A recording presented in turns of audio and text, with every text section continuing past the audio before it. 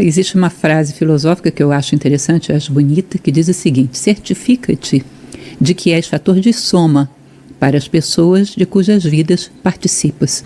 Eu acho isso muito interessante, essa mentalidade. Certifica-te de seres fator de soma para as pessoas de cujas vidas participas. Ou seja, o fato de fulano ter conhecido você significa que ele se tornou um pouquinho melhor como ser humano. Putz, isso é maravilhoso. Porque conheceu você.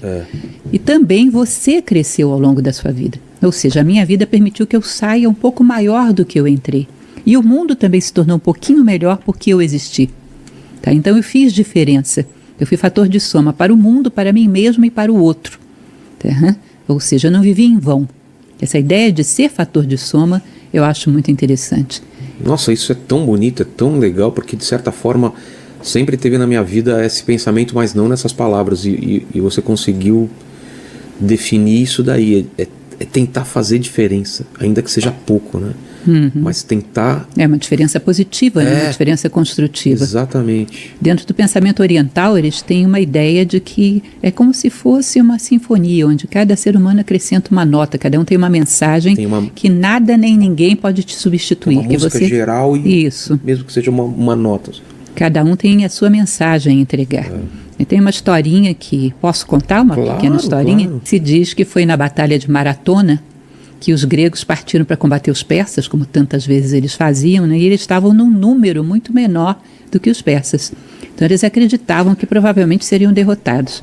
Aí eles dizem, aqueles que ficam na cidade, né? Os idosos, as mulheres, as crianças: olha, se a gente não chegar até o anoitecer do terceiro dia, peguem todos os símbolos sagrados de Atenas e saiam da cidade. Levem os símbolos sagrados para os persas não profanarem a cidade. Saiam e queimem a cidade. E assim foi, foram para a batalha. Mas por alguma razão, que às vezes a história é meio misteriosa, a gente não sabe explicar, né? Mesmo com um número menor de pessoas, eles venceram a guerra. E nisso eles já estavam no terceiro dia, os persas bateram em retirada. Havia uma distância entre o campo de batalha e a cidade de 42 quilômetros, que deu origem à prova da maratona. Exatamente. Né? Então, para correr aquilo tudo, antes que anoitecesse, antes que a cidade fosse queimada, eles pegaram um corredor, um velocista, um atleta que era corredor, Fidípides. E Fidípides, ele vai então, ele tem que chegar em Atenas e dizer: vencemos, Nenique Kamen. Não tinha WhatsApp, não tinha internet na época. Então ele vai correndo, correndo. Diz que quando ele chega a Atenas, ele só tem fôlego para falar essa palavra: Nenique Kamen. Vencemos, e tomba morto. Então é como se você imaginasse que antes de nós tombarmos mortos, existe uma palavra que a gente tem que pronunciar. Senão muitas coisas equivalentes a Atenas podem se perder no mundo. Tá? Muitas Atenas podem ser queimadas se o nosso Nenique Kamen não for pronunciado. Tá? Então nós temos algo a entregar ao mundo.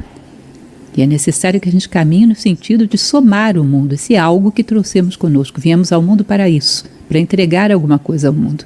Dizer a nossa palavra sagrada, hieros logos, como diziam os gregos, a palavra sagrada. Vencemos.